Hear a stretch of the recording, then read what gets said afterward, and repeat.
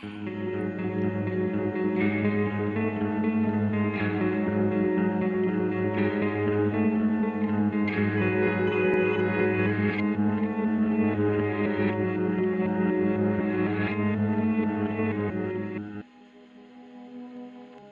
guys, welcome back to Spooky Tuesday, a weekly podcast where we're breaking down all of our favorite slashers, thrillers, monster movies, and black comedies on the new scariest day of the week. I'm Sydney Thompson.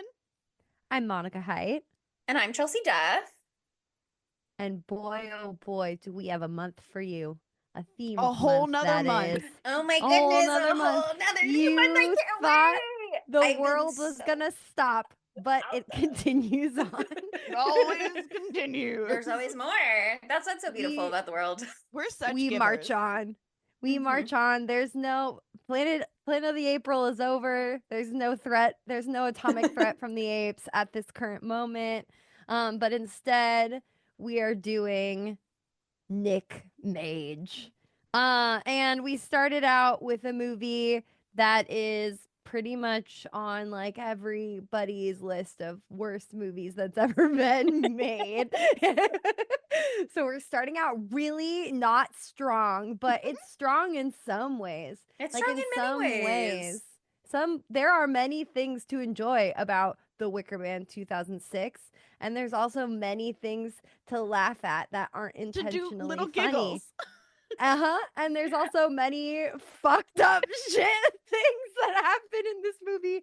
And I'm excited to have watched it and been conscious the entire time this time.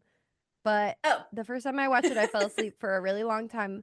But I have to say, this is a movie that begs you not to pay attention. So I will say that I gave this an 85% of my attention, and I watched it twice. My mind just wanders. The mind just wanders. Had you seen the original when you watched this one and fell asleep during it, or not yet? No, You saw that no, before? I had never seen the original. I just watched this was at one of the beach weekends. And I think I was having a Cage Rage weekend. And we were having a double feature of this movie and the B movie. Yes, that's what it was. Yes, that's what it was. A bee themed experience. And like I couldn't even have told you back then when I watched this, like the through line of the bees besides the bee theme. Now upon watching this again, the bee scene. Watching it again, I'm like, oh, the whole thing is a hive. Like, okay, I got it now. I had no idea. I was unconscious for that part. But now I'm wide awake, and I'm reading you the IMDb log line before we get too far into this. Okay, my eyes are open. Here we go. A sheriff investigating the disappearance of a young girl from a small island discovers there's a larger mystery to solve among the island's secretive neo-pagan community, which is a fantastic log line. Doesn't give too much away. Alluring, interesting. Neo-pagan, great word. Neo-pagan is super great. Yeah, super wonderful. And here's something that I didn't know leading into this movie. Leading into the release of this movie. People were fucking hype for this shit. They were stoked. I read this article, and this could just be one man's opinion, but the way that he wrote it made it seem like this had a lot of shit going for it. This remake of Beautiful the Wicker Man. This movie came out in 2006. It had a super impressive cast for the time, apparently. It had Nicolas Cage before he had like totally jumped the shark, apparently. I wasn't really. This was his human first toe on the diving board. Yeah, as a shark human. mentioned in Wicker Man also. So yeah, I know that was crazy. I mean, Vampire's Kiss had come out. He'd done some crazy shit already. Yeah, but I think that this is like almost. There's like 5 scenes in this that are in the Nicolas Cage freak out compilations that I watch. Like most of those compilations are like mostly this movie. So like this is where this was the meme that launched 1,000 memes, like the movie that launched 1,000 memes. It's like it was doing something. It also had Ellen Burstyn, who is from The Exorcist. Summer Isle, right? Yeah. So she's incredible. I would definitely recognize her. She's got a great filmography. It I thought I had six. recognized her, but I think she Yeah, looks like Diane Weist is the problem for me because I I was don't looking know through who her that is. IMDb. Oh, well, she's a star. Yeah. She's a I star. mean, so is Ellen Burstyn, but And also, 6 Feet Under was super big at that time, or just had been big. And so Francis Conroy is mm, from that. hmm And so, and also the filmmaker of this movie, and let me get his full name really quickly, Neil LaBute. He was actually like a famed playwright, a praised playwright. a And lot this of the is his articles I read, they first, kept talking about how they were familiar with his work already, and I was like, oh my God, these people are out here yeah. educated. Well, was this his first film? I think so. I think this was his film debut or his filmmaker debut. Um, and yeah, so people were like, "Oh fuck." They're like us about, I don't know, what's one of the movies we're super hyped for this year. Holland, Let her because we go. liked Bring her Mimi Cave back. doing Fresh. Mm-hmm. Yeah, oh, that's been out for a month now for you guys, but I still Oh, haven't seen it yet. we're For living in the for past. we're living in the past.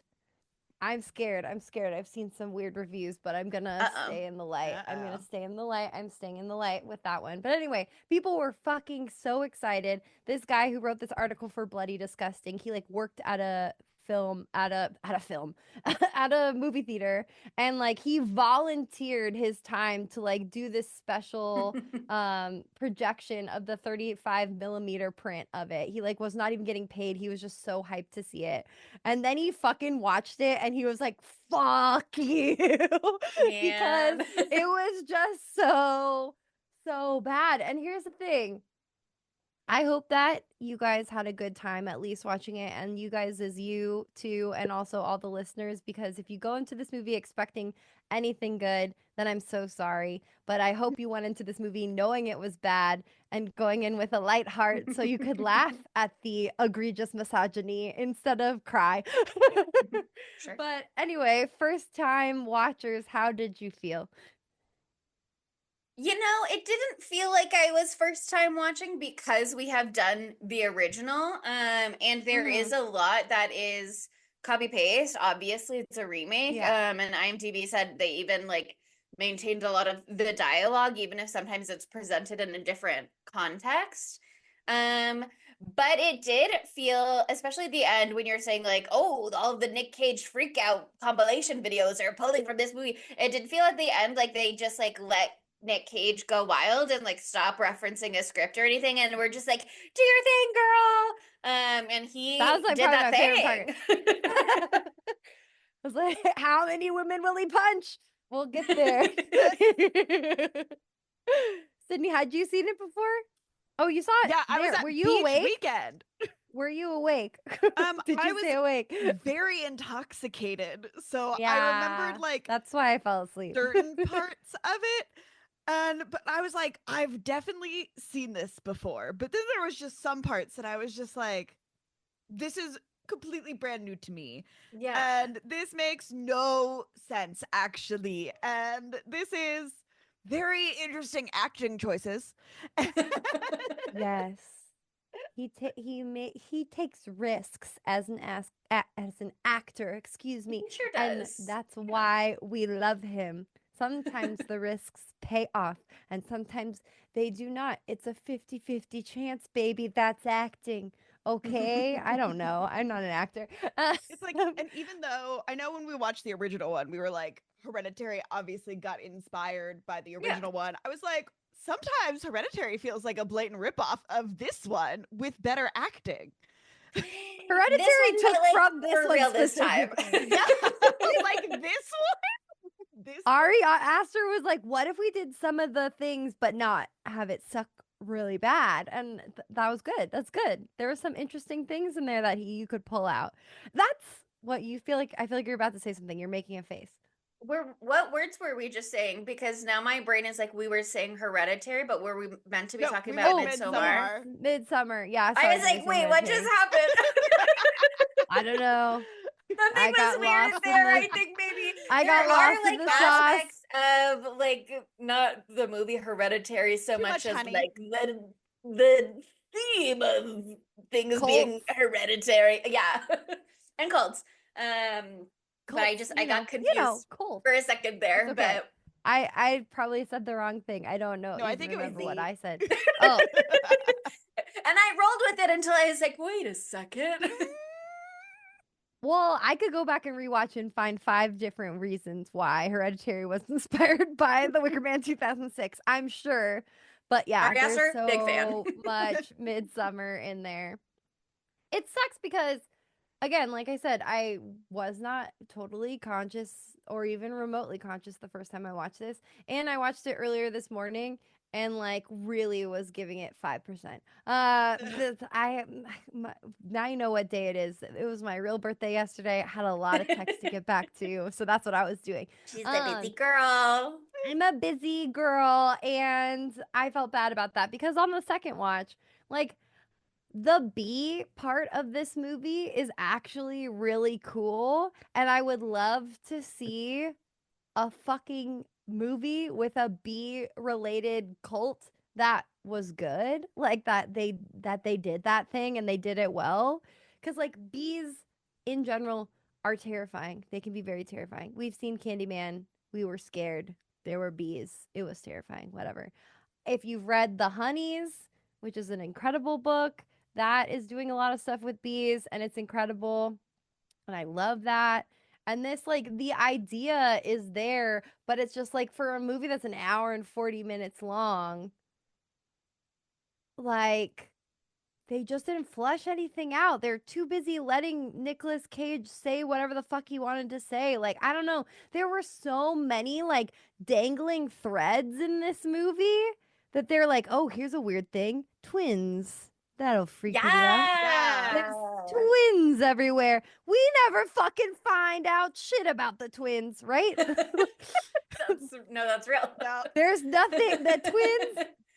And everyone is a twin. If there was like Don't an talk idea, about it, though. because I mean, other than the 2 blind old women who speak in unison, which I obviously love, that was great. They made such a point of it when it was like, didn't I just talk to you, Sister Rose, inside? And it's like, no, I have red hair, so I'm somebody different.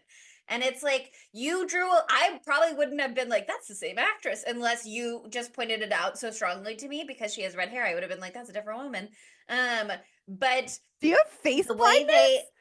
No, but I don't always have that sometimes I'm observant in different ways, and sometimes like the wig thing. Oh yeah, I don't judge books by their cover, okay? Okay, wow. Way to make my attention to detail a bad thing. I'm just not like shallow like you guys, I guess. But wow. Yeah, they drew so much attention to that, and then it was just like, actually, never mind. Forget about that. Oh, okay. Forget about that. There's those 2 little girls in the class, and there's the old women, and there's Sister Rose and Sister Redhead, and it's just like, there's got to be something to it, but twins are spooky. Everybody knows that. Yeah, they're just there for spooky vibes, maybe. Yeah, everybody 100%. knows twins are freaky. Like, okay, also, let's start at the very beginning. A very good place to start. The beginning of this movie is just so weird. There are just so many weird choices. One, the tapes.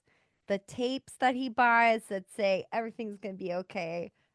That was just so lame. And then never mean anything. Yeah, he's like, aren't okay anymore, Sydney. That's what it means. It's literally that on the nose. Like, are you serious? It's the stupidest thing I've ever heard in my life. That's crazy. He bought self-help tapes that say everything's going to be okay, and then they're taken from him. So things aren't going to be okay. What could it mean? Yeah. Okay, but oh my God. Like, the whole beginning kind of means absolutely nothing, to the point that even in the plot summary on Wikipedia, it does not mention it at all. Like, it immediately starts with, and they show it 40 times. Fiance contacts him saying that her child is missing. Like, it does not even bring up the car accident. Well, they made a mistake because it's crucial to the plot. Yeah, it must be, because you see it 14,562 times. Like, literally, they just replay that shit over and over and over again. But I think the idea of it was supposed to maybe, like, have him in a vulnerable state where he would be more prone to make an insane choice to go to this random island and see his Yeah. ex-wife that's out of his jurisdiction as a cop. And so like it kind of like gives him an emotional response, like he's trying to save this child because he couldn't save that child who was smashed by a semi truck and then blew up. And didn't that child could have saved her, could have, you know, saved herself, but she did not, in fact. She was being a brat. She's like, I'm gonna die. I wanted mommy to die. Right here, actually. Okay, wait, sorry. I have a spoiler about the end that I'd like to bring up related to this conversation. Okay. There's a moment at the end when they're all at the big festival, blah blah blah blah blah. And they pan to some of the ladies in the audience, and I was like, "Oh, that's the mom and the little girl from the car there." But then I was reading an article, and they were like, "We never see those two girls again." And now, based on what you guys are saying, it sounds like you also didn't think that we saw them again. But I thought for sure that those were them. I can check because I was wondering because they look so much like people who would be part of the cult. So I was waiting for them to show up, but at the end, I kept switching to the YouTube of the alternate ending because fuck the theatrical ending. That doesn't exist to me. You don't even exist to me. That's how I feel about it. But the YouTube video that is linked in the show notes for y'all to watch is like filmed through a trash can. It's like the quality of a foot. So if those women were in it, it's 360p. I could not make out faces in the ending there, so I did not notice that at all. But I'll check. I want to see it with mine own eyes. Because I was like, oh yeah, it is like an entrapment. They are like specifically putting him, not just the movie is putting him in this vulnerable place, but this specifically the women of Summer's Isle are putting him in this vulnerable place, making sure he has like leave from work to recover, so he's like able to step away from work and come up there, blah blah blah. Like it is a good part of their like web that they're weaving for him. And then I don't know, it is possible that it was just more blonde women and children, I suppose. Here's the thing, as a blonde person, and I can speak on this specifically. Speak. Truth to power, Sydney. Go in. More than like two blonde people in a room is sinister. And two blonde people should not be in a relationship together. They are evil. Like, so just like a whole island where most of them are blonde, he should have immediately knew something was wrong. And I stand by this. I do feel the blonde is a big part of the Midsommar influence as well, because you know that part really flies under the radar because you're like, oh, it's in Scandinavia, of course they're all blonde. Not so much in the Pacific Northwest. And as we talked about in that episode, it was in many ways white supremacy. So well, I'm still watching the end. I'm gonna see what is the. There's literally a lot that I didn't notice from this because I've been watching the garbage trash can version. So I'm like, I haven't seen this at all. It's so interesting. Yeah, I mean, that would be interesting if they did that, but it's also kind of annoying. It feels like 2001, The Planet of the Apes. Where it's just like, let's make it all 50 twists or whatever. Well, it also did feel very Hereditary though, which is like we've been planning this from the beginning, and everything that we do is part of our construction. And it's part of the ending too, where they're, I mean, in the original and in this one, they're like, you've come here of your own free will, and it's like, well, not precisely. So again, it's part of that whole, oh, you think that you're making your own decisions, but really we're making your decisions for you and leading you to make the decisions that we are looking for. Like you had no chance of survival because it was you were already trapped from the moment you got there. Okay, so even we were before correct. Ari that. Aster literally just ripped off both of his movies from this one movie. He loves He was The Wicker Man inspired. 2006. I love it. I do not see them so far, Chelsea. Okay, hold on one second. I'm gonna find them. I know in my heart. Oh my God, there's still 10 minutes left. Oh, I forgot. That's fine. That's fine. Half of that is James Franco. We're fine. I forgot about that part. Oh, Can't yeah. wait. Is Can't that wait. Jason Ritter with him? Yeah, yes. Is he? What's Jason Ritter in? He's John Ritter's son, and he's in a bunch of stuff in his own right, and he's also Melanie Linsky's husband. Yeah, who recently Oh. did that very adorable video where he's like, the internet keeps asking me if I can fight. Does this answer your question? And then he just kind of like thrashes around in a beautiful room that she decorated. It was Yeah. a sleigh, I honestly. love it. I think he's probably inspired by Nick Cage in this movie, True. who can fight. He's in Matlock. I don't know. Is that meaningful for you? Dude. The new one or the old one? The new one. Oh, with Kathy I know. Bates? With fucking Horror Yeah. icon? Kathy Bates. I love Kathy Bates, but I'm not super moved by the show. I haven't seen it. She won the Critics' Choice Award for that. And I was in the press room when she came to do her little interviews afterwards. And I was like 5 feet from her. She's so cute. Okay, I watched it and I just watched the part where the Wicker Man burns. And I did not see them. But I believe that they were there. That's It's fine. when they're like still by the big like maple, I thought maybe, but maybe it's I don't know. I'll keep searching. You guys keep talking and I'll just Report let back. you know. Report Yeah. But anyway, I mean, I just this movie with that fucking truck scene. That was a jump amount scare of, like, also. Weird. Oh my God, that was I forgot about horrific. that. I And I forgot. immediately was like, I know, but it's my first time I laughed in the movie, so that's going to hell. But it's like so insane that you're like, what? And that's the vibe for the whole rest of the film. So they set you up early for it. Also, like, just the pacing is so weird. Like the scene when the cop comes and visits him when he's back at home. That's bizarre. I Like, kept expecting her to be part of the cult because it was so Right. strange. But then I read some articles and it felt like maybe it was this just there to be like revealing about his gender biases and attitudes, maybe. He's like, I'm a man. I don't deal with my feelings. I don't need a visit from a woman to come see if I'm okay. Blah, blah, blah, blah. yeah, that's the issue with this movie. They took like all of the whimsy out of the original, which is like the joy of the original. And they like that it's so fucking weird that it's almost a fucking musical. There are so many songs. And they replace all of that joy with misogyny. Isn't that so fun? Isn't that so fun? That's what people want. That's what gets the people going.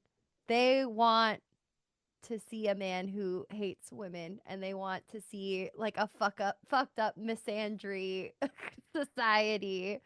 Ugh. honestly, the Women Misandry Society was a sleigh, but I hated Nick Cage like running around and just like barging into their nice little lady home and be like, I don't care. And I was like, that's just rude. Actually, I would be so mad if a man did that. Well, that was my main research point was like the matriarchy aspect of this movie. And that seems to be a much discussed topic. And I found two different podcasts that discuss it. And then I was like, I'll listen to those later. I don't want to be biased. But I read some articles.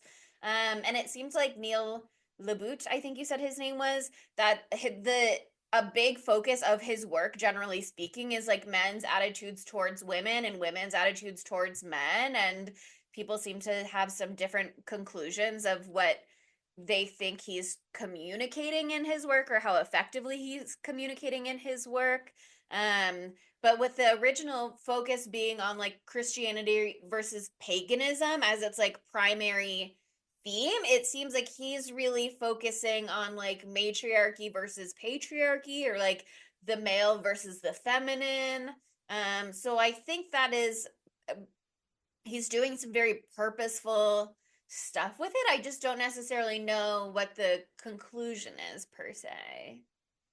Well, I mean, and I read a really interesting Collider article that definitely informed my opinion on some of this, and it's linked in the show notes. But like, they bring up in the article, and I totally agree. One of the most interesting parts of the original movie is that you have the what's his name in the original? Is it the same name as it is Something. Malice, Oh, right? Edward Woodward is the actor, and that's why he's Edward Malice here, and Rowan And Woodward and Willow Woodward here. yeah.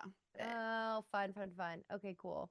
Well, the in the original 73 one, he comes into town and he is such a like religious like stick in the mud in so many ways and so like Sergeant staunch in Howie. his yeah, Sergeant Howie. He's Mm. so like set in his ways about what he believes.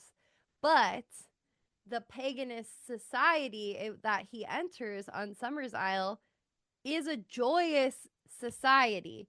They are having a good fucking time. There is a rapport between everyone who's there. There's a joy, there's a culture, there's a vivacious culture. And there are temptations for Howie there, like the woman, Britt Eklund, doing her sexy booty dance at the door and slamming on the door and all that shit. Like, there's a The lot sex of festival where they're all fucking out in the cemetery. Yeah, where was Yeah. that? When they're It's so naked sad. jumping over the fire trying to get pregnant from the fire god or some shit. Like there's so many interesting things and obviously some of it is not good cuz it leads to murder, but like it's not What do you as mean? like you know, you can make as many arguments as you want about that. Go back and listen to our episode. I'm sure we said something fucked up. Um, but anyway, like there is obviously something up with these people and it's interesting and it's weird, but it's not like they're necessarily like fucking really bad. They're not just like obviously horrible people or anything like that. There's like some nuance to it. There's some good and some bad. And like Howie kind of looks like an asshole a lot of the time because he is so like unwilling to even accept anyone being different than him at all. But you That other lose that viewpoints exist. exactly. But you lose that completely in this movie. That doesn't exist at all in this movie. In the remake, it is so clear that the Society of the American Summer Isle, also the fact that it's Summer's American instead of Isle. Yeah. Summer's Isle, shit is American. It's gonna be less good than a British version, in my opinion. IMDb What? trivia said that they changed it to Summer's Isle instead of Summer Isle because they thought it would be easier for an American audience to pronounce. And I would just like to say, what are you talking about? I think that is Yeah, way Right? way more that's way complicated to harder. say for my mouth. Summer's Isle. Yeah, come Summer's on. Isle. Yeah, I don't. That's a lisp haver's nightmare. So thanks for that. Fucking goddamn. Anyway, I don't know. It like makes sense. In the it's South, you add S's at the end of everything, so it becomes But in like the middle of Target, things, Walmart. this takes place in Washington. these are Yankees. They settled in Salem first. They should have. So fucking funny. Honestly, this would have been so much better if they were like, and then we decided to go down to the swamps. And we're in like the Louisiana like backwoods. That would have been so much cooler. Let me remake this movie starring Matthew Lillard. Yeah, I'd watch that. I would love to watch that. But anyway, just to finish what I was saying, it's just they make it so cut and dry that like this bee woman society of Summer's Isle is bad and they're doing bad things and they're not good and like that like Nicolas Cage is supposed to be representing like justice and what is right and what is the sane choice and cuz like the men in the society have their tongues cut off, they're like can't speak, they can't do anything and it's just you lose all of that nuance and they're just trying to be spooky scary what's going on with these weird people and it's just like it's not even that spooky scary, they don't even nail that, so it's frustrating. It's frustrating, they went too straightforward, I think. I found the women I'm talking about in the end, by the way. I just need to also now look at the beginning and be like, are those the same Wait. What's the women? time? What's the time stamp? Boop, boop, boop. Women in STEM, guys. We're 1:30. 1:30. Okay. Mm-hmm. On the dot. Yeah. Okay, I'm watching it right now.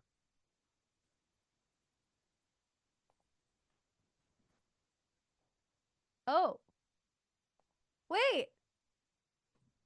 No, Chelsea, I think that's the cop Chelsea and the Perceptive? mom. That's the cop friend, the blonde cop friend, I think. Yeah. And the mom Wow, look, I and do the recognize daughter. faces sometimes. Are you face blind? Wow, take it back. I take it back, but you were face blind a second ago. But Look, then you came I back just with wasn't looking for there to be surprise twins in this movie, but I was looking for yeah. same people to be revealed as having been part of the plot all along. Dude, yeah, that's crazy. Oh, whatever. That's so dumb. Sorry. It's so dumb. Okay. No, I thought it made a lot of sense because again, it's not like it works for the movie for him to have been vulnerable, have time off from work, need to save a little girl because he just couldn't save a little girl. Blah blah blah. I thought that was like a well-constructed premise for like how he would be able to do this. The coworker comes to check on him just to be like, "You're not Yeah. good." You need to be enriching your life or whatever. I don't even remember what their conversation is meaningfully about.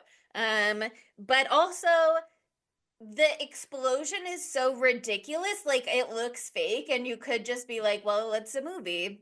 Maybe they did a bad job.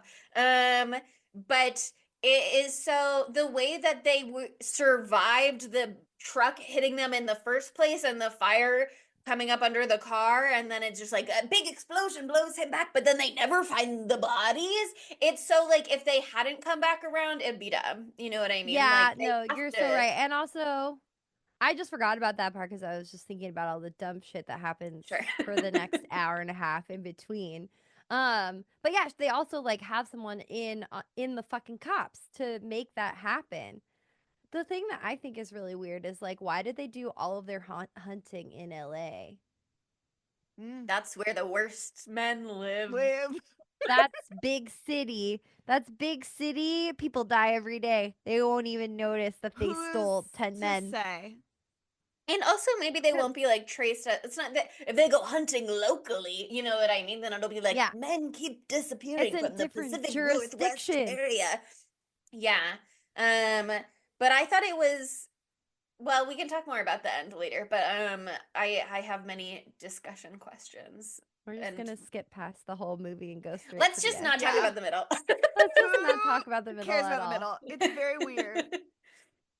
My favorite part about the middle though was when he was having that weird dream and then he woke up and turns out it was still a dream and then he woke up again. Double daydream is what I have in my notes. Inception. It's so important to have a little Inception moment. Everyone's like, "Whoa, Inception was so crazy," but guess what? They stole it from the Wicker it. Man. everybody stole their shit from the Wicker Man. Everyone Which was did like, steal shit from the "That's original interesting." Wicker Man, but It's a remake. It's allowed to do that. Here's the thing. they credited. There They are cited their like sources. there's sprinkles there's little sprinkles of interesting things. And other people watch the movie and they're like, wow, they botched this shit. Let me go boop and take that and take that one part because there's too many things going on. Also, by the way, let me just take one thing and expand on that into a movie. And then they do a better job. I want the bee movie. I want a movie about this bee idea and have it actually make sense. I want the bees to make more sense. They make sense, but it's not fleshed out enough for me. I just think it's a really interesting concept and it's just like not executed well enough for me. So I would accept another version of the bee movie. Are we gonna keep calling it the bee movie, I guess? I know, I keep being like, Put some she's talking about the respect B on movie again. when are we doing B movie as a monster movie, guys? Bee Or are cult you two cowards to do it? I'm scared. I'm scared. I don't know. I don't know. But I'm up to We it. could I have done that slept- for Monster Fucker February, okay? Doesn't fuck the I bee, slept Sydney. through B movie too. I slept through B movie that day too. Yeah, I was gonna And say I then we watched remember it B movie again the being on, but next I day. don't remember Wicker Man. 'cause So we maybe watched I it was only twice there the in the second time. Yeah, we did We watch watched the it movie twice in the weekend because I fell asleep the first time, And you Cooper said we thought it was have to watch B uncomfortable. movie again. And I didn't pay Okay, attention the wait. second time either. But I have it on Blu-ray. Anyway, what's up? I have one more thing to say about the beginning, which is that it's giving Big Sybil from Silent Hill vibes, which is like, oh, past trauma Yeah. with a child she could not save. She pulls over a mother and a child as a motorcycle cop with leather jacket. And then the trauma haunts her throughout as she searches for this missing child, this shadow child in this These cultish came out the same town. year. Blah blah blah. Oh, interesting. And Mm. then something about the bees, just that I think is interesting. Again, they could have done so much more with it, but I do like it's kind of a small thread. But there was one article that I read that I disagree with about how he's incompatible with the town because of his bee allergy. They're like, oh, it's in his blood, also blah blah read blah. that. I didn't like it. I think that he's allergic to bees and their bee society, and that's in here to show from moment one what an inherent danger Summer's Isle is to him. Mm-hmm. Yeah, so he's literally going straight into the belly of the beast, like the thing that could kill him the easiest, because he knows that he has to have 3 bee He has EpiPens to with him bring at all his, times. yeah, his bee eppies, they're called. They're specific to bees, I guess.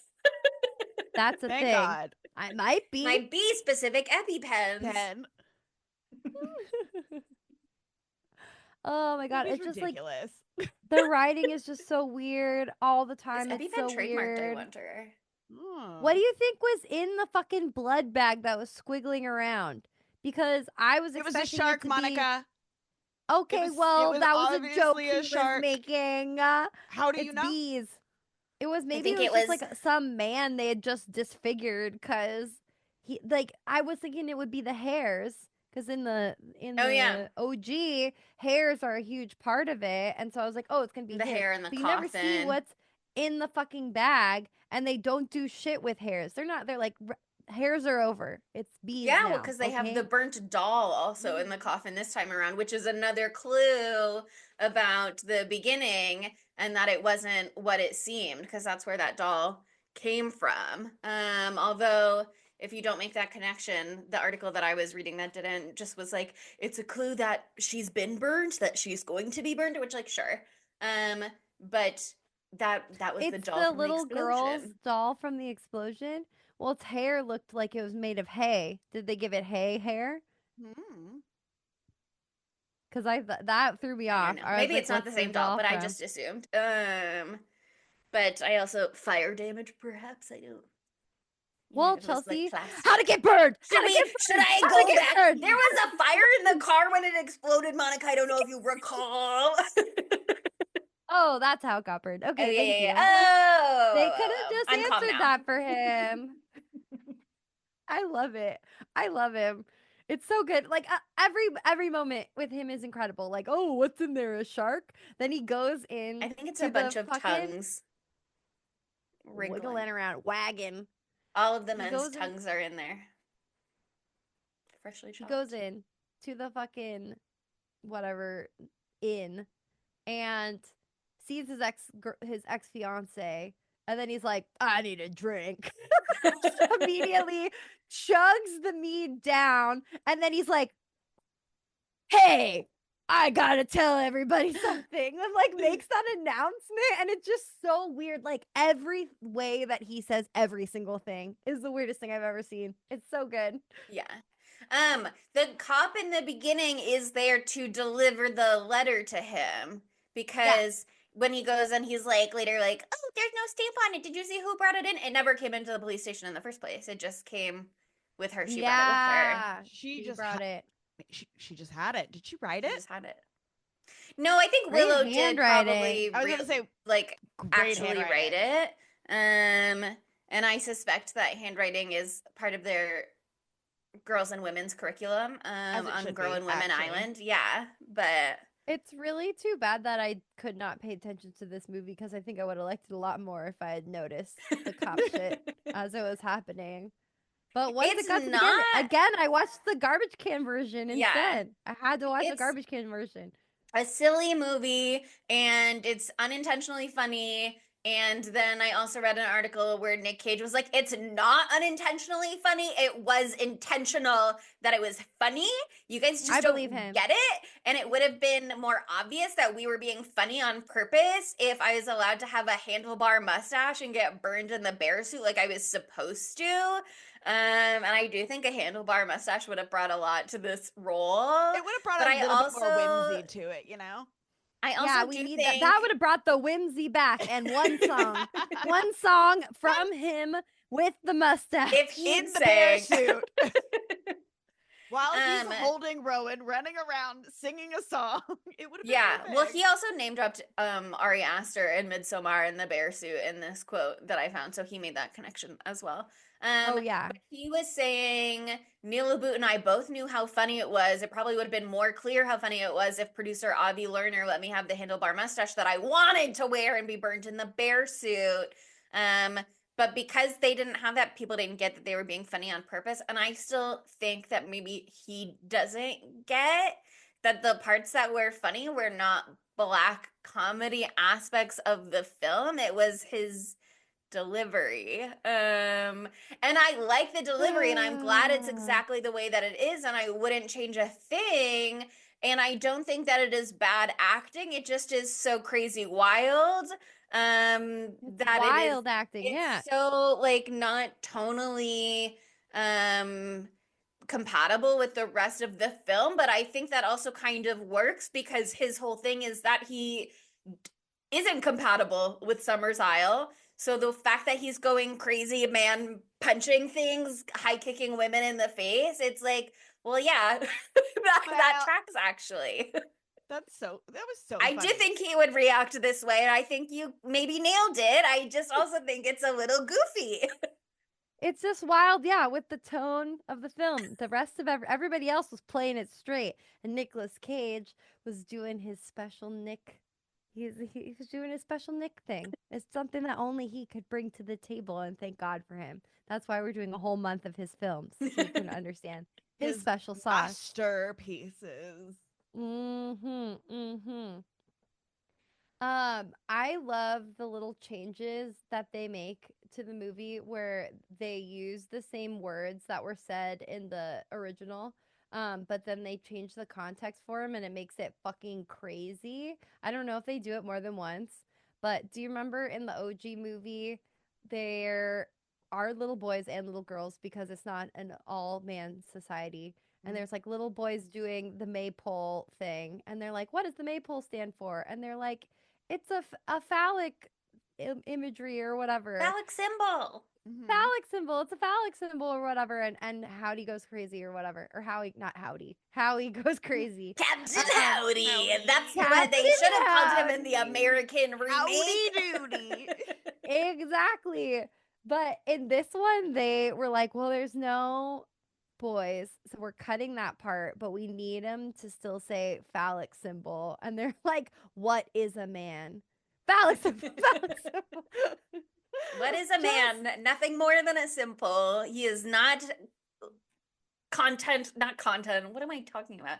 But he's not substance not in his own content. right. He's He is not only a content. symbol.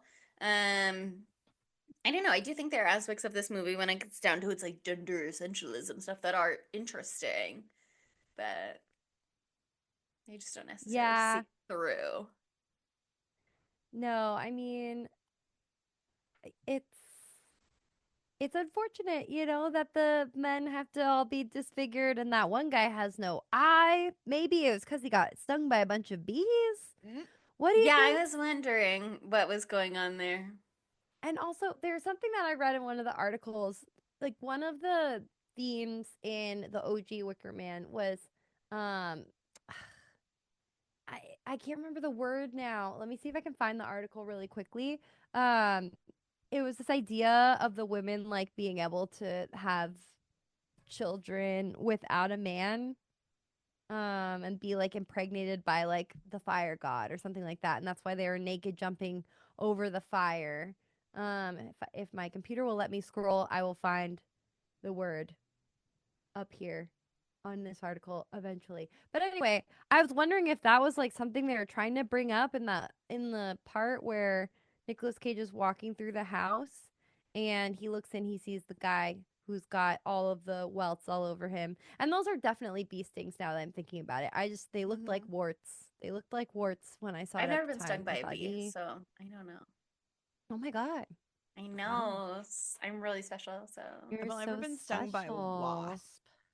I just have a bees and I are in community with each other. I would really thrive on this island. That And tracks. his look different than those because he's allergic, so it makes sense that his were these really big bumps and those ones are comparatively smaller Tiny little bumps. baby bumps. Yeah. Oh, okay. And Here's when what there's the cage later from the deleted scene and he's like, my eyes! So if that guy's eye is swollen shut, it makes sense that it is like a bee they love the eyes. thing. Oh, The a bees bee love Love sting the in the eyes. eye sounds so miserable. I do have this one memory. This is just a little Chelsea anecdote from my youth where I was like on vacation with my cousins and there was like a bee flying around and my one cousin made my other cousin cover her eyes. So he was like, they'll sting you on the eyeball. So it does. I don't know if that was true. And I always was like, that was just 7-year-olds who don't know what they're talking about. But maybe there's something to it. Maybe he was a genius. And do you know who that genius was, Monica? Corey Bloom. You can cut that. Jesus fucking Christ. We can't talk about that right Cut that. now. You gotta cut that part out, Sydney. We can't firsty lasty people on this podcast. But the other cousin, Anyway. Allie Mackenzie, gay, getting gay married. So I always knew. I always knew. You can always tell. I'm kidding. I'm kidding. I'm sorry. This is all getting cut out. Anyway. yeah, cut it all out. Cut it all out. Anyway, I found the part of the article I was looking for. This was like part of the like free love vibes of 1973 Summer Isle. And the word was parthenogenesis.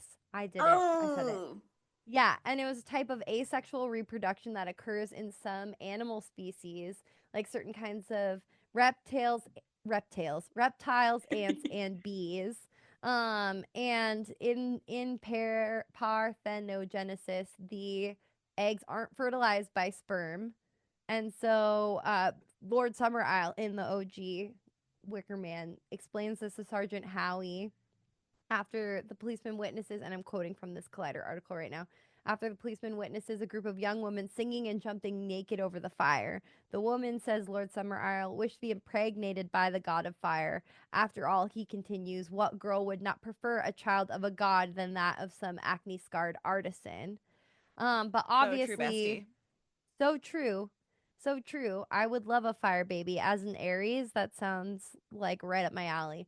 But anyway, so I think that might have been their attempt to bring that into this movie because literally there are bees in this movie and bees can be parthenogenesistic. I don't know. That's how you say that.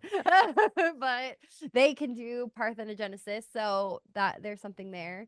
But we never get like a sort of ritual with the women being naked in the same way that we get in the OG one, but we do get the nude woman in the room by herself covered in all of the bees. So I yeah. think that might have been them trying to be like, oh, she's trying to be impregnated by the bee god, because I think that they are trying to like eliminate the need of men at all. But Relatable. they still do need them to continue on and have more progeny so they can continue their bee society and support the queen, Lady Summers Isle. The Excuse me. queen bee.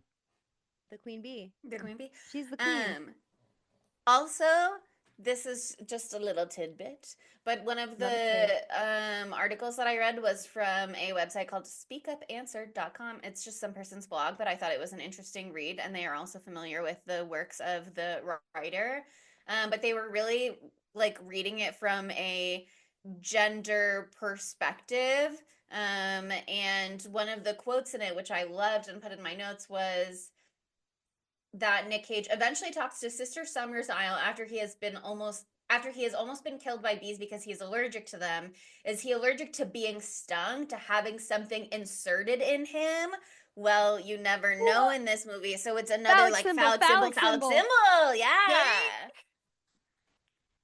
They are these like women ruled matriarchal parthenogenesis creatures, but also they can penetrate you, blah, blah, blah, blah, blah.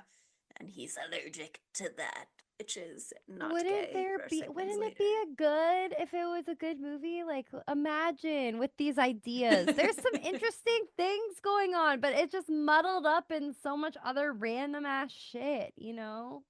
Too Yeah, bad. the the thing that I thought that was so interesting about this movie in comparison to the original, just to like fully, continue to talk more about the end, is that one of the big changes is that he has a relationship, even if he doesn't realize it at first, doesn't have the full context for it at first, to the missing girl that he's searching for. At the very least, he knows it is his ex-fiance's daughter. I think one of the articles that I read was like, wouldn't it have been more compelling if he knew from the beginning that it was his child? I think having this sort of unanswered question of like, could it be my child, is a big part of the allure or the pull. And if it was his child and he knew from the beginning, they would have had to deal with like the bitterness that this misogynist man would have entered into, like, oh, she never even told me, like blah blah blah. That would have clouded it too much from the beginning, because they do have that exchange, him and that other male officer, where he's like, why didn't she ask the father for help? First of all, she came to a police officer because her child is missing, allegedly, is the presiding theory in the beginning. Yeah. Because he has a relationship with her and finds out that's his child and blah blah blah, I thought they were gonna do a lot more with the willing sacrifice aspect of it, and really put him in a position to like save his daughter by choosing to be sacrificed in her place, as opposed to just being lured by her. And I don't know that they could have pulled that off well, but it felt kind of like they dropped the ball on that opportunity. Yeah.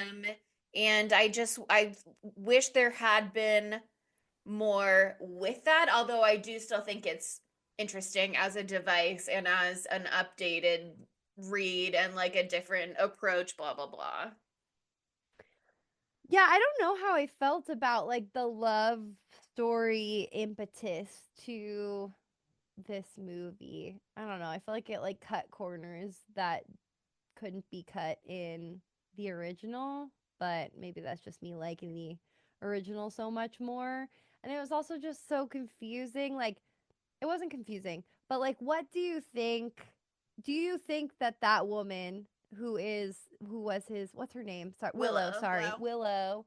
Do you think that Willow like had feelings for him at all, because she looked so upset almost the entire time of the ending too. But even then at the end when she's like saying it with them or whatever, like the drone must, whatever she says, she does start to get into it. So I was like, maybe that's just her face. I don't know. She Um does have like a naturally worried look upon I her think she face. Gorgeous. probably like cared about him in a way that like when you spend so much time with somebody, but like even Mhm. she knows that like there's a bigger picture yeah. to, so while she is sad she's sacrificing her baby daddy, uh they're gonna have honey next year, so Yeah.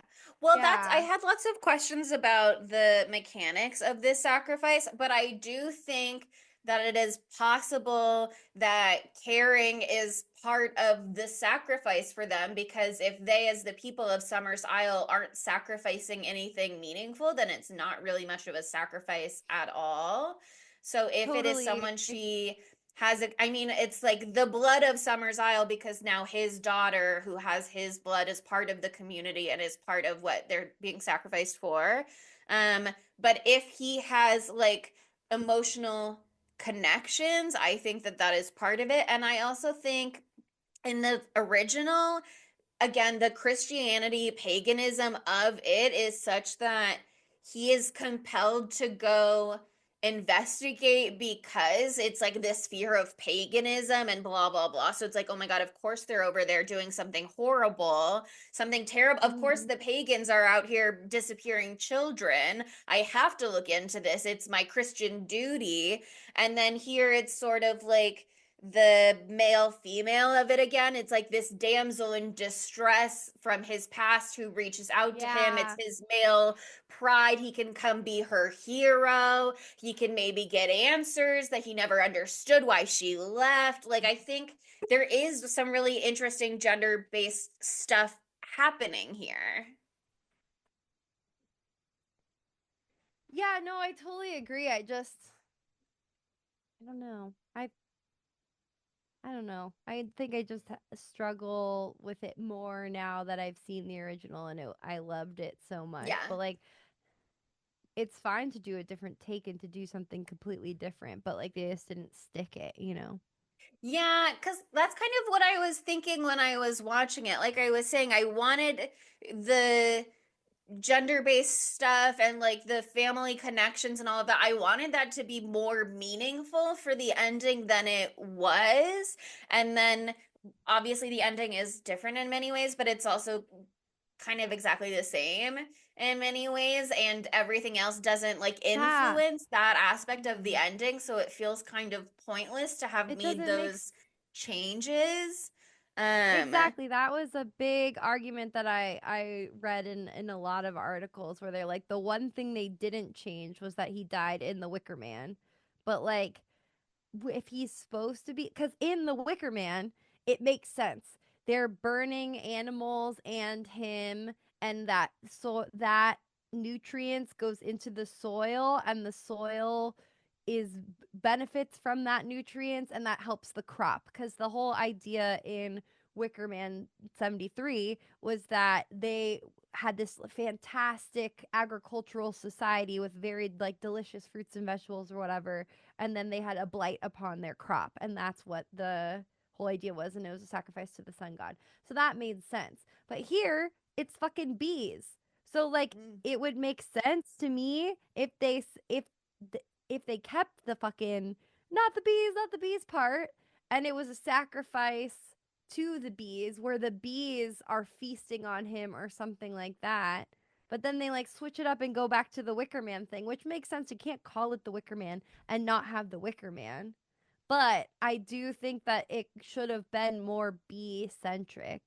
Yeah, it's they kind of muddle it because they do Yeah. talk about like crops a little bit, and our crop was terrible, but then they do circle back, but the honey's not gonna come back. And it's like they do seem to have plenty of bees. And I mean, to be fair, bees need like flowers and such to they need like pollinating plants to attract bees and to have healthy bees. So it could be that their crops failing is what's leading to an issue with their bees, and they're just like not really getting into it. But it felt like they had the crop thing going on, and then the bee was just like an overarching metaphor slash an interesting visual, especially when he's like running through the hive area and they have like the overhead shot and you see that it's all like honeycomb paths and stuff like that. Like there's a lot of interesting visuals in that. And And also, I think everybody they knows kind bees are of dying at an alarming rate. right, I So know. I mean, maybe they didn't in everybody 2006, but I feel knows. like they must have been starting to talk about it then. Yeah. But I think it was still kind of the idea of like we need to fertilize the soil. And I think the way that they've That's chosen fair, I to do guess. that in this movie is interesting because Mother Earth, blah blah blah. So they needed to be like a male sacrifice to fertilize this soil. It couldn't. Why would they sacrifice a little girl? You know, Nick Cage is not using his thinking cap in this movie because it just Mm-hmm. doesn't make sense. That's that he's clocking that men are second class citizens here, but that they're still going to sacrifice a little girl. Whereas in the other pagan one, he's like, oh, of course they're pagans. Of course they would sacrifice the little girl. But I don't know. It just, again, it feels like they had some really interesting ideas, and then things either they wanted to do too many things close to the original but a little bit different, and then they just kind of lost the thread of where it was going. They didn't Yeah, see it because like through. as you hear in many different parts of this movie, but specifically the end, they like yell "kill the drone" or whatever. They say Mm. "drone, drone, drone," and just to go over a little bee knowledge right now, just to make sure everybody's on the same page. You know how the hive works, the hierarchy of the hive. There is the queen, who's the number one, and she lays all of the eggs. Put a pigeon pin in that. Let's come back to that in a second. And she influences the colony's behavior through pheromones. And then there's the worker bees, all female, and they take care of all the tasks that need to be done, and they work for the queen. And then there's the drone bees, and those are the male bees whose primary role is to mate with the queen. So, do you think that Mrs. Summerall is having all the babies in the entire society? She's an older woman, but there could be magic involved. She did have No. that sexy bed. She had the my big answer. bed. I do What love was her the bed. I bed? love the like It was a train of fancy, like her sexy satin bed. nightgown Right. coming down the bottom, and then the arms, the sleeves. I think it's more metaphorical, her Yeah. having all of the eggs and all of the babies. It's like all of the women there were her babies, not that they're literally her babies, and then because they're her eggs, they're the ones that are going and being fertilized. For Willow, it literally is her kid. Yeah, It's also her Willow is grand, literally her kid, and Rowan. it's also the queen bee's granddaughter too. Yeah. And I mean, okay, the thing about the club scene with James Franco at the end is that it doesn't exist in the director's cut, and it wasn't part of like the original plan for this movie, so it certainly raises a lot God of damn. questions about like the way that this sacrifice works that maybe the movie never intended to really raise or engage with or answer. But it's like, okay, are they out here? Is this just like how they have their babies a lot of the time so that they don't do the inbreeding that Nick Cage accuses of them of? Are they out here doing that so that they have like potential blood relative male sacrifices out there if they have a bad crop in the future? Do they do this every spring with the fall's harvest queen? Like, what exactly is the ritual here? Is it because they had a bad crop, or is this something that they do regularly just to ensure, hopefully, that they continue to have a good crop? Yeah.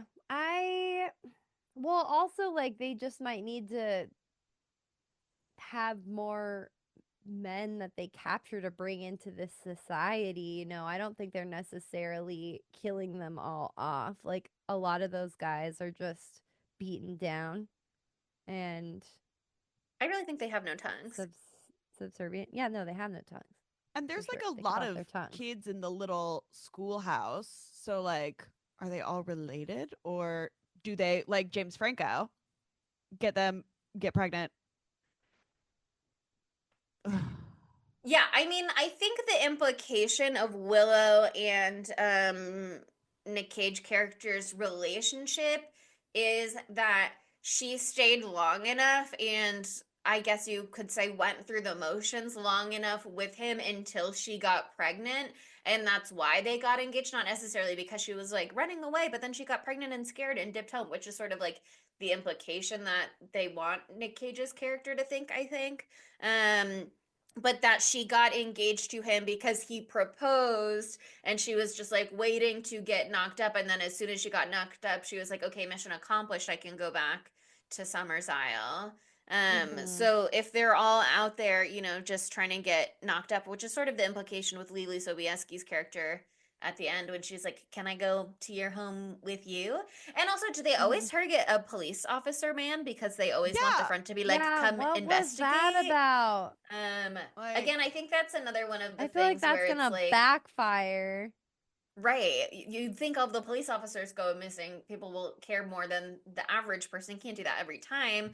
But again, if you only ever need it if there's a bad crop, so you only need to do it every 10 years or so, then Well, maybe it's different.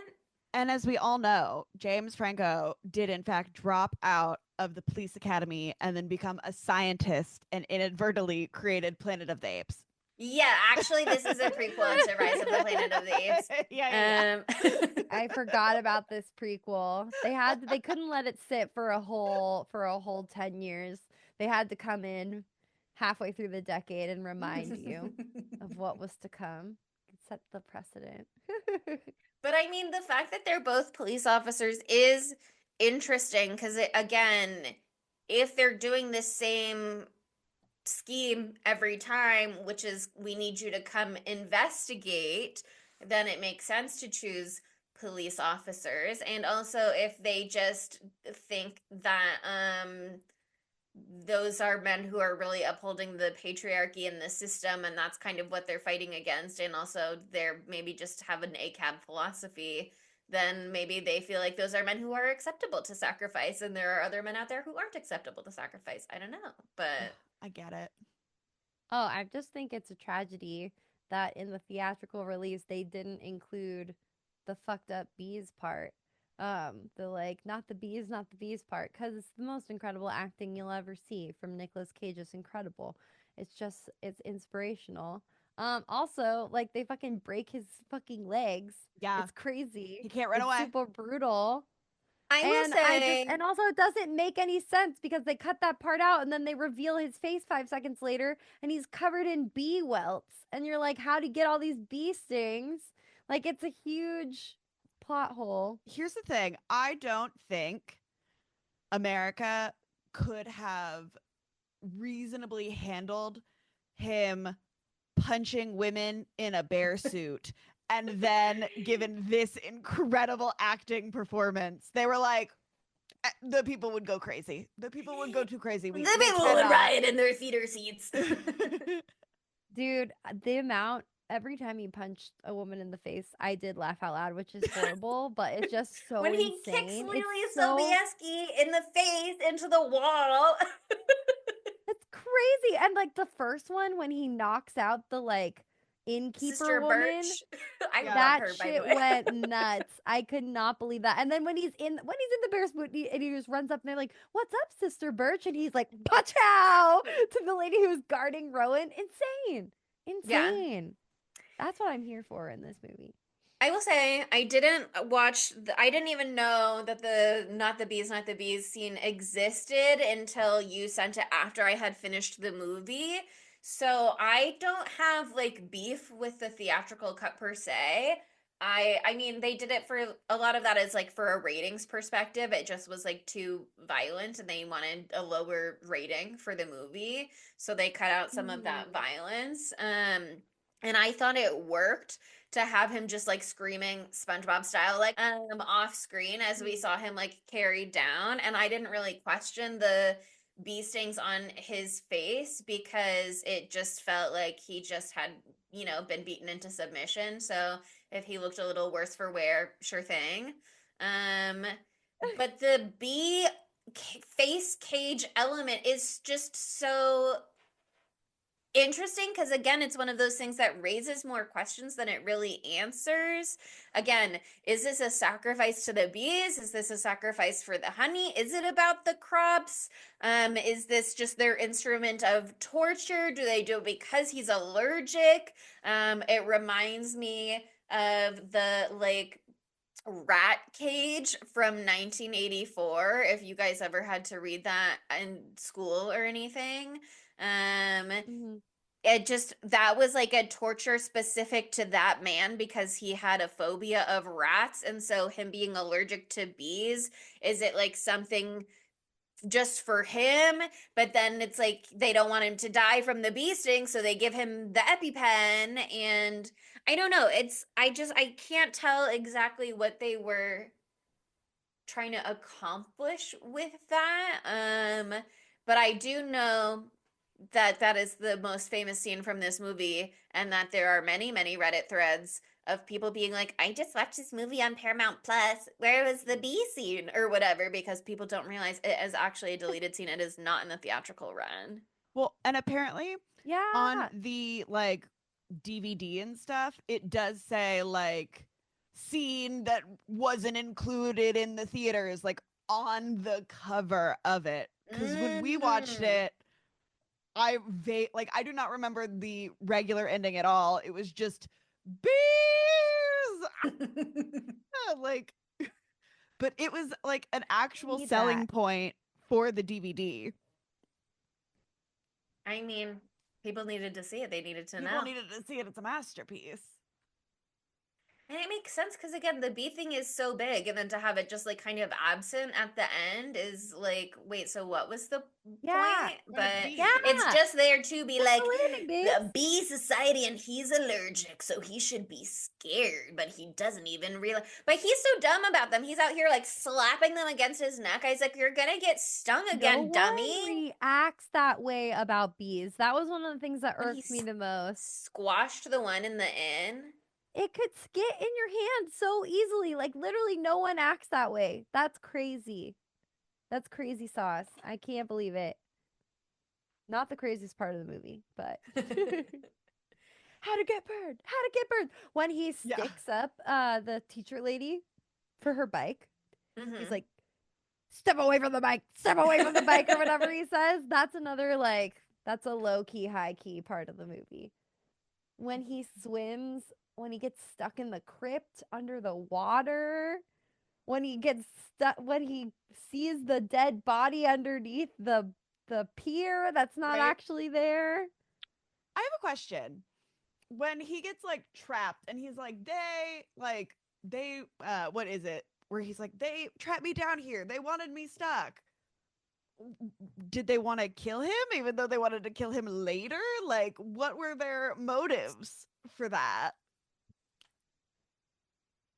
Again, it's one of those things where it's I like, is it Who's just to part of the don't. say? psychological torture? They're just like fully breaking him down so that he's more easily manipulated to follow the exact steps that they're laying out for him so that he ends up in the position that he does at the end. I don't know. Is I it there just so that wanna he like break you trusts down Willow so more because she's the one who like saves him from that position?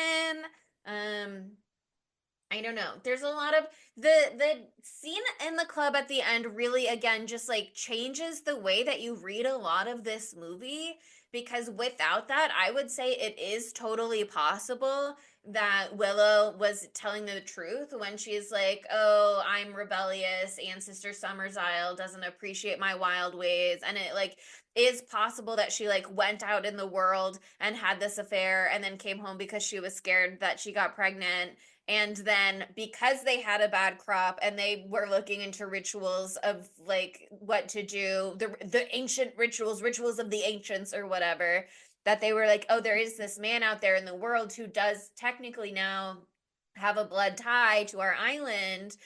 We could sacrifice him instead of anybody who's actually intentionally a part of our community. And then they go hunt him down. And that's why she looks so sad. You know what I mean? It could be that it really wasn't part of this like larger scheme from the moment of impregnation, and that it was like a scheme that came later, but then they tagged that thing on where it's like now they're out here fishing for more guys, and it's like, okay, so they do this regularly or they just used up their last one, so they're like, we got to get another one on the hook in case we have another bad crop in the future. Like, it's one of those things that now just like your logic is like getting all wonky.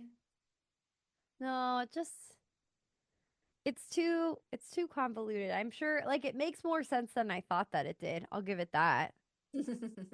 Having this conversation, it makes like a little bit more sense. They had a little bit more forethought than I was giving them credit for, but not much. It's just that it's so like the last movie was the original was like making a statement like about religion. Like it was saying Mhm. something. It was reflective of the time. Like it was really doing something, and this just like what is it doing? Like, oh, if there was a woman society, they'd kill all the men. Okay. Well, They don't kill all of the men. You have to have Slave workers. them. Well, what I think is really Drones. interesting, it's kind of, again, to go back to our Planet of the Apes connections, it does in some ways kind of remind me of the end of Conquest, when the apes are like, oh, guess what? It's our turn to be in charge, and you guys are going to be our slaves. And then they went the slightly different direction on that.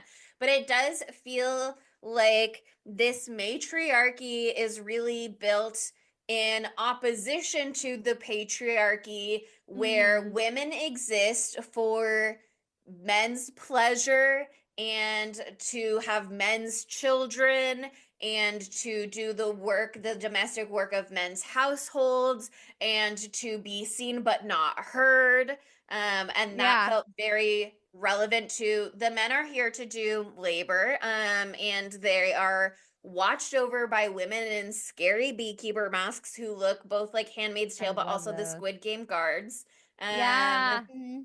They're watched over to make sure they're not getting up to anything hinky, and they're not allowed to say anything. And we have them here for breeding, but also sometimes we gotta go outside for breeding. It felt very much like they were taking all of the elements of patriarchy and then just elevating it a little bit so that it would be clear the points that they were making and that they had points to make. And that's why when he talks to Sister Summersile, she's like, oh, you're from normal society. It's so interesting to talk to a man from normal society, because I think there really is this conversation that they want to have about matriarchy versus patriarchy in our society. But again, what's the thesis? Yeah. There's no, it's just scattered about. Like if it had a little bit more of a point to it, like a driving force, And then I I feel think like it could like have been really doing something there, but right, just all over the place.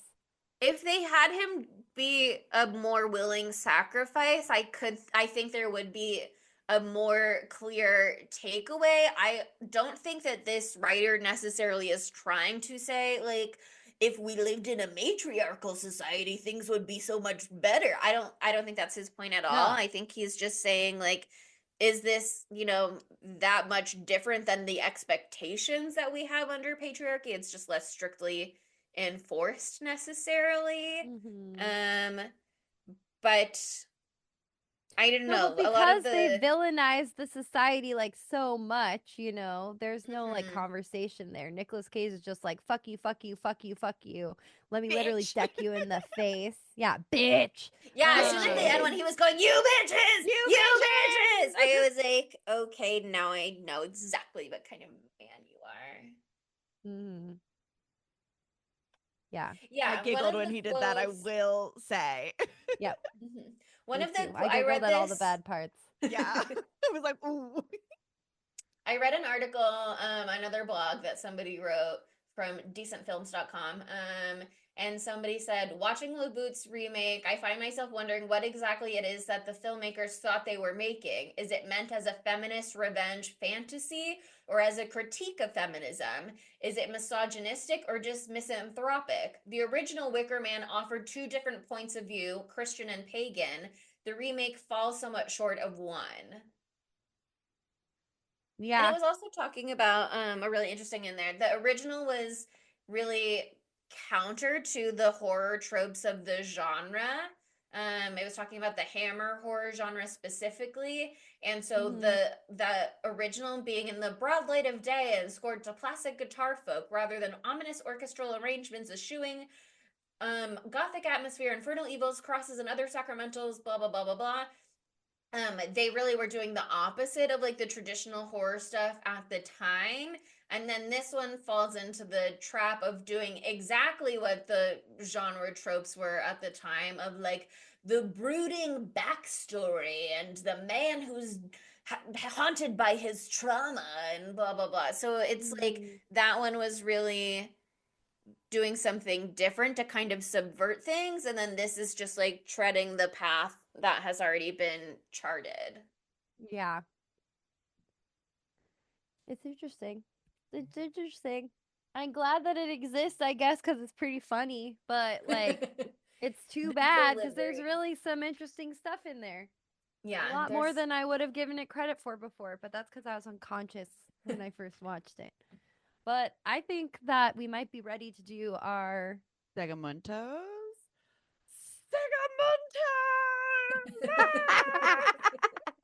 Not the Segamundos! That's Chelsea's. Segamundos! That's line. Chelsea's line. You had your opportunity right then.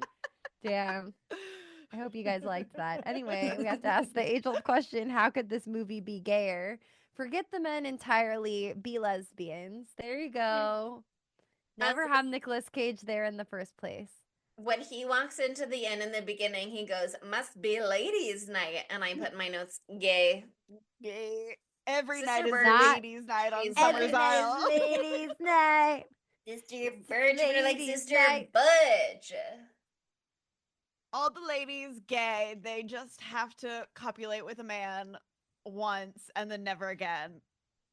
When he punched Sister Birch, I did have in my notes, "Wow, lesbian hate crime." Hate crime, for sure. Yeah, that's a lesbian if I've ever seen one. Okay, this was one of my discussion questions. They have men there. One of the articles that I read said that they thought it was implied in the movie. I don't know if I agree necessarily, but that fetus in the jar is like that's what they do with the male babies that are born. Is they, they don't make it to adulthood, but we see men on the island. So I do wonder if those are some of the sons that have grown up. I'm wondering when their tongues get cut out, and I'm wondering if there is room for them to get old enough to for a baby that was assigned male at birth to discover that she's trans. Mm, Wow. But And then they're I was not like, ready also, for what that happens to the conversation. women? yeah. What happens to the women? To the babies who were assigned female at birth who discover that he's actually trans man. Do they have to be forcibly tongue cut out? Now they're workers. Like, what does transness Yeah. look like in this society? Yeah. They've not whittled that out in their rule book, I don't think. Very binary at this They also current stage. say at one point in the movie, they're like talking about Rowan, but they say she'll be burnt alive. She'll burn alive. But because I knew the original, I was like, well, I know it's going to be Nick Cage, so that is also trans in some capacities. Well, She'll burn alive. They're that talking about part Nick in Cage. that moment, she was like, "She'll burn alive," and then he's like, "Wait, what did you say?" And she's like, "I said exactly what I meant. I said she burned alive, past tense, of course. Gaslight queen, Mm-hmm. Sister Rose, gaslight definitely a lesbian gatekeep, as well. girl boss." Gaslight, Yes. gatekeep, girl boss, baby. She's out here being a Mhm. mean lesbian, and I love that for her. I love a mean lesbian. Lily Yeah, a lot of gay stuff in Sobieski. the ladies' society. Yeah, I think her character, she was the one with the straight hair and the little braid who was fishing at the end for the men.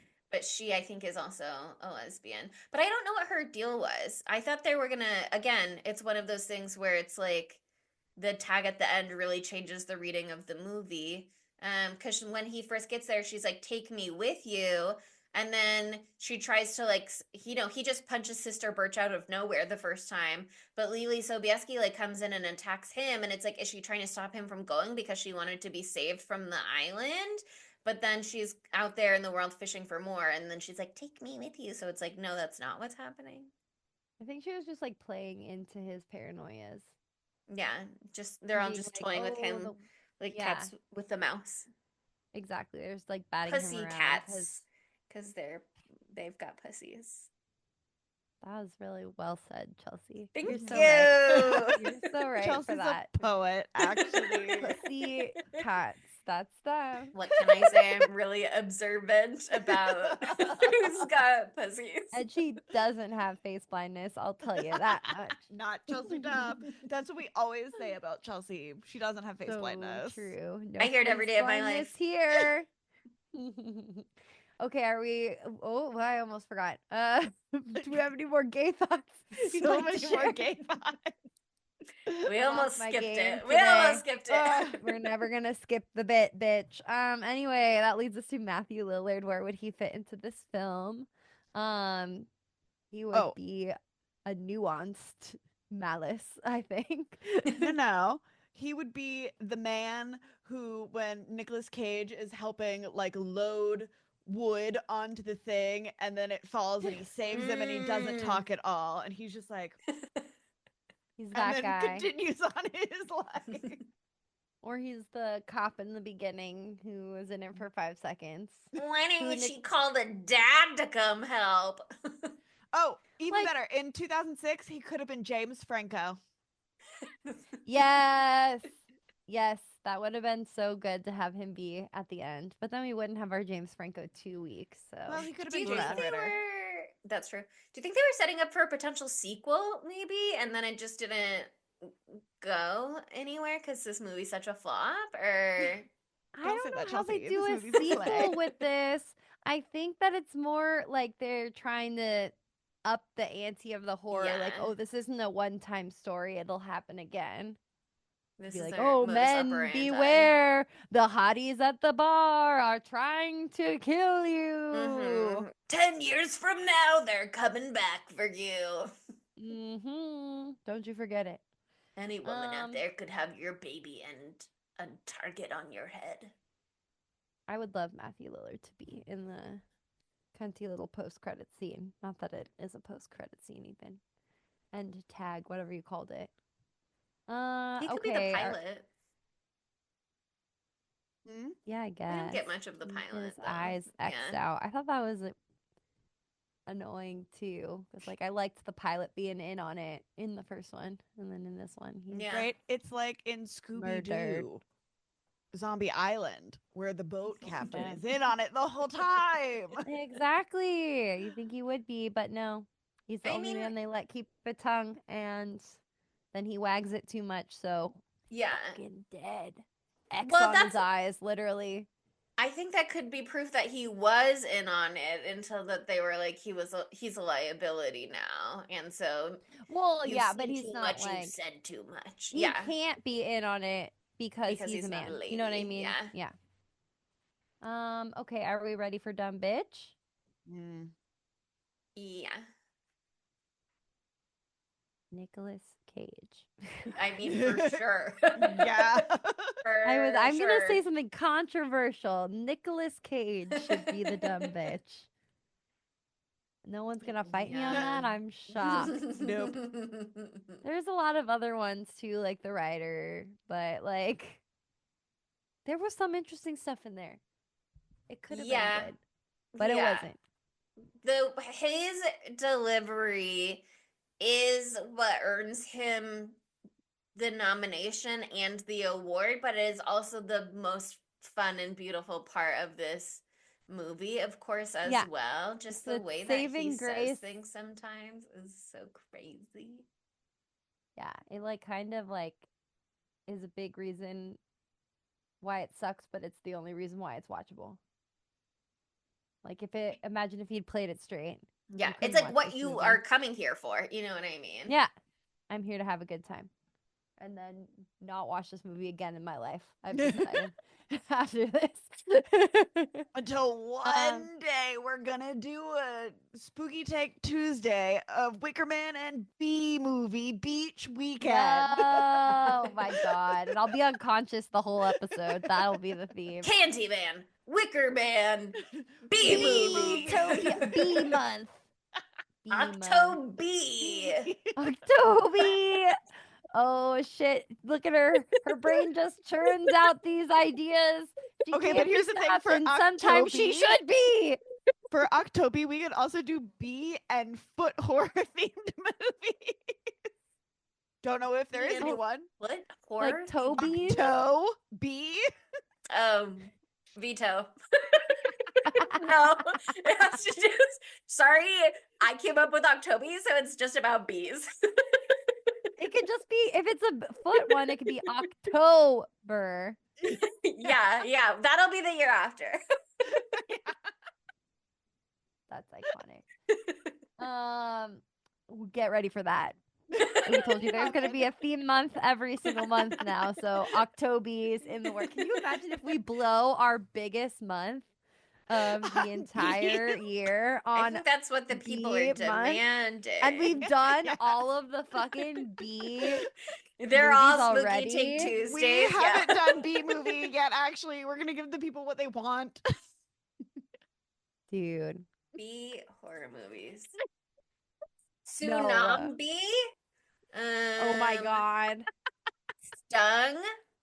Buzz, bitch. Warmed. The Swarm. Uh, The Bees. Killer Bees. There's a lot we've of got options here. options. The Wasp Woman. The Bloodthirsty Bees. Ooh. I can keep going. I Honey. don't think you need to, but thank you so much. We've got a rich lineup for October. I'm excited. We're ready. And why is Bodies a B I know, I horror saw movie? that. That's I so was like- random. It has 3 B's in it, but that's not what we're talking about. Yeah, Beetlejuice was also on there. Is like, I mean, the word B is in I think they're the getting title, but They're you getting guys confused. you're Getting getting a little confused. carried away. Okay, well, it's time for Knives Out of 5. So, Chelsea, I know that we're the only people in the world who have any qualms about this movie, right? I think that we are in the Yeah. minority here. Yeah, it has a 11.2 out of 10 on IMDb, 120% fresh on Rotten Tomatoes. No, it has 3.8 out of 10 on IMDb. And then on Rotten Tomatoes, it has 15% rotten from critics and 17% rotten score from audiences. Ooh. So big stinkers. And you said this at the end of last episode when we were introducing it. You were like, I bet it won a Stinkers Bad Movie Award. Guess what? It did. Yeah. It had the to. It better have. At the 2006 Stinkers Bad Movie Awards, Nick Cage was nominated for Worst Actor and it won Worst Remake. It was also nominated at the 2000 Razzies for Worst Picture, Worst Actor for Nick Cage, Worst Screen Couple for Nick Cage in his bear suit, Worst Remake or Ripoff, and Worst Screenplay for Neil LaBute. Ugh. So they really Oh, were out there dragging it. It got wrecked. got Rightfully so in many regards. Who wants to go first? I'll go. I'm gonna give this movie a 2.5 out of 5 because So high. here's the That's thing. a really good score. Yeah. No, here's the thing. You loved it. This It's our movie favorite movie. was hilarious. Like, I had a good time watching it. Is it Yeah. really stupid? Yes. Did I know it was gonna be really stupid? So did I have any expectation for it? Exactly. No. But also, I'm so sorry. Him in the bear, like him punching women in the bear suit. Why is it so funny? It's Why is it so so funny. funny?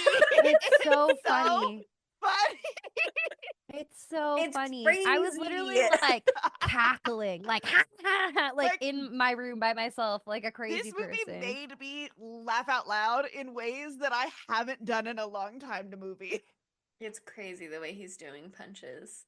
And also, I do have some fond sentiment of our beach weekend. And so I think I just look upon this movie so fondly because we were so hammered at that weekend. Yeah, this is a movie to watch with friends, yammed up. So I think that's Mhm. why I had a harder time with it this time around than last Too time. sober. Because I Too did sober, not enough to people. be sober, to be watching it by To be. myself, to be or not to be, to be forced to be conscious for the whole time. I think it's best served when you're unconscious for part of the time. I do really like that little tidbit at the end that Chelsea noticed, though. That does make me like this movie a lot more. I think that it is a bad movie. What? No, who could have expected me What? to say that? Don't say What? that. What? I'm sorry, it had to be said. And I think that it is No, it's hard to like have the same for me to have the same like carefree hee hee ha ha experience with this movie after seeing and falling in love with the OG Wicker Man since my last viewing. Because honestly, I was saying I don't know if this is when we were recording, if it was before. The OG Wicker Man is one of my all-time favorite movies, like full stop. Um, definitely all-time favorite horror movies, but like that is mwah, the piece de resistance. And you know I love folk horror so much, so it's so hard to see it miss the mark a little bit here. But you know, I've been trying to look up what my score was for the original Wicker Man, and it literally won't let me do it, and it's really fucking Oh, I'll find frustrating. for So you. whatever, life Yeah, will what I have give to the original continue Wicker Man? on. You Dog. gave Sydney gave the. Do you have your koozie? I have a I coos. don't have a koozie right now. You know the rules about Dog. Okay. It's like, do I Sydney have gave one? the Yeah. original Wicker Man 4.5 knives out of 5. Yeah, Monica gave it that sounds 5 about knives right. out of 5. And I gave it 4 knives out of 5. Yeah, that sounds Okay, about right. fair. I liked this movie about half as much as the first one. I feel like I should give this like a 1.8, a 2, a 2, a 2 because how to get burned, how to get burned, How how to to get get burned. burned, That is like the B bitch, part is amazing, bitches. but You how bitch! to boom in the bear suit. The first punch had me losing my mind. Just anytime I saw him on a bicycle, for some reason that was really He's hilarious so to Yeah. me. Just wobbly. him Yeah, on a it's like he'd bicycle at never ridden a all. bike a day in his life. He learned he was more comfortable on the motorcycle than the bicycle, which is interesting. So yeah, I guess I'll give it a flat 2. So there you go. Wicker Man. Sure. Yeah. Yeah, I mean, like I said, the Nick Cage of it all is so incredible. It does feel like they let him just run wild on set and everybody else stuck to their lines around him. Um the way that he chooses to say some of these words is so the way he goes, "Oh my God," or like the way he whatever however he says that, "Oh my," the ma of it all instead of Oh "my my God." gosh. Oh my God. Oh Like my. whatever he's doing there, I do love and I No one do knows. want to have it on repeat. And like other people are doing some good delivery too. Like I love when Sister Rose is explaining the quixotic thing to him and Yeah. she says something to him where she's like, "Usually it's a man." She says it in some way like that, and I really loved that part. Oh yeah, pursuer of lofty but impractical ideals, usually a man. Um, so there's just a lot going on here that I do like, but again, it feels like they're setting up a lot of things that they're not necessarily seeing through meaningfully. And then again, that tag at the end, it just is so it's so clearly one of those things where it's like they got some sort of notes back from test audiences or from the studio or whatever that they needed to add something, but it really muddles with their presenting philosophies in many ways. And so it just really makes, again, things way more muddled, where you're just doing too much, you're doing too many things. But I had a fun time watching. And I can see how it would be even more fun with drinking games, with friends, Yes. in a Yeah. crowd, a Asleep. rowdy screening at Alamo or something like that. You know what I mean? So I'm gonna give it like a 1.7, but lovingly. If they ever Big love. do this movie at Cinespia, I will be set.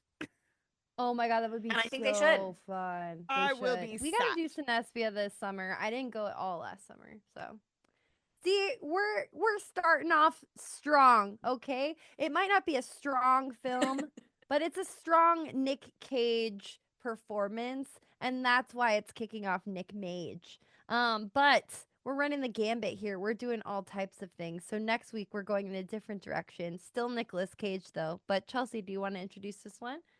Yes. Next week we are doing another Nick Cage movie that I think I just like watched on a whim one time. And Monica watched it as well because I was like, it is interesting. Like she was like looking for things. I think you were like, have you seen this? And I was like, yeah, go for it, girl. But it And is, it's one of those. it's one of those. It's fun. It's like a very small production wise movie. So I think it is like one of those fun things to see like what they can do with limited resources. But it is a film called Mom and Dad. It's a Black comedy that came out in 2017. And I remember it as a fun romp. So Nick Cage, Selma Blair, there were other people in there who I also, oh, Lance Henriksen, who is from the Alien movies and Oh also my Near Dark. God. Um, so I think there will be good stuff in there to revisit. Yeah, it's very fun. It's giving like mayhem vibes if you've seen that movie. It's just utter chaos slasher insanity. So, I'm just excited to look at Selma Blair. I love her so much. And Nicolas Cage, of course. Of course, of course. I'm excited to see it for the first time. Yeah, I think it's a fun one. And then later on in the month, we'll be diving into the goodies. TBD. We're building. We're building. We're building. There's building blocks happening. But anyway, Nicolas Cage got a lot of flack for this movie, and it's not fair. And so you know how you can let him know that wasn't deserved? You could write us a 5-star review on Apple Podcasts, and you could say, Nick, honestly, I loved what you were doing in 2006, The Wicker Man, and it's not fair that they didn't understand. And he will see it and he will love it. So thank you in advance for doing that. He's just really, it's going to mean a lot to him. Or you He can called give us us the a other day. He 5-star said he's been rating. waiting for compliments. Yeah. Why do you think we're doing Nick Mate? Just because he's our close personal friend. He's so sad. We love him. We He's love an him. incredible actor. He's such a good friend too, just by the way. You could also say that, Nick Cage, you're such a good friend in a 5-star review for us on Apple Podcasts. But anyway, also you could follow us on social media. We're spooky_Tuesday on pretty much everything except for Facebook and Tumblr, where we are at Spooky Tuesday Pod. And we also have a beautiful website called spookytuesdaypod.com. Check that out and learn everything you could possibly want to know about every movie we've ever covered, what we're doing in the future, what we're doing next week. It's in all of our blog posts, so check it out. And also, we have a Patreon. It's tons of fun for all your friends. Maybe not your family. This is a family-friendly Patreon. It's our friend. It's our family. It's our family. Our beautiful little family of freaks. And we have a really good time over there. And we also on the Discord, and we also are pumping out very interesting, strange trailer reaction videos for you all the time. So there's more Nicolas Cage to be had on there too. So go stop on by our Patreon and try it out. And also, why not subscribe to us on YouTube? Today we just look like ourselves, but I am wearing a muumuu, so that was kind of the vibe I was bringing. You can't see it, but I did a braid. I was bringing light. My shirt is like fun and fancy, maybe for folky. It has an eye. Yeah. The sun, the triangle as a symbol Illuminati. of fertility. Illuminati. There's some things there. Think about that. Remember when we used to get all those invitations to join the Illuminati on our Instagram account? Where'd they go? Yeah. Come back. I know. We're not in the we are no longer in the favor of the Illuminati. We're still weighing our invitations, but we'd like to have our options open. I know. Come on, don't forget about us, Beyonce. Whatever. Beyonce. But anyway, you can see all that gorgeousness on our YouTube channel, and we would love to have you subscribe over there. But anyway, at the end of the day, I'd like to say thank you so much for listening. Thank you for joining the Cage Rage. Get ready for a whole month of it. And we will see you next Tuesday. Bye, spookies. Spooky Tuesday was created by Monica Haidt, Sydney Thompson, and Chelsea Duff, and edited by Sydney Thompson. Our gorgeously spooky tunes are all thanks to Tamara Simons, who you can follow on Instagram at Great18. That's GR818_. And our podcast art is by Ryan Brom, who you can follow on Instagram at Ryan Brom Art. That's RyanBrommArt. Learn more about Spooky Tuesday at spookytuesdaypod.com and subscribe to our Patreon at patreon.com/spooky_Tuesday.